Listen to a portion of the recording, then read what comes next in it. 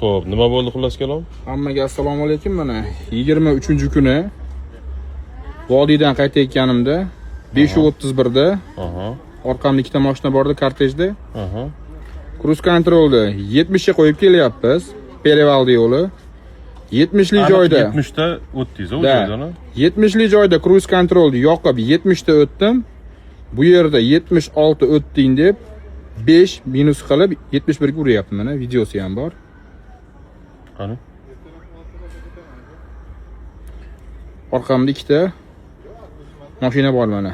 Men o'tdim. Orqamda Malibu, BMW avtomashinasi bor. Xo'p. Demakki, bu holatda programmalashtirilgan.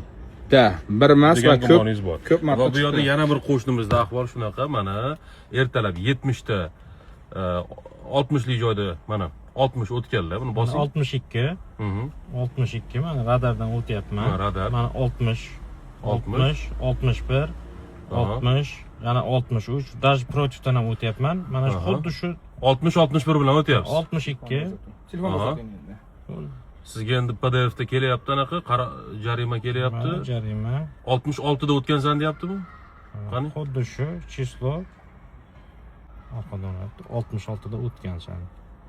Hozir ko'rdik bu yerda 61, radar 60 da o'tgan ekansiz. Endi qarorni ko'rsating. Qaror. 66 da o'tgansan deyapti.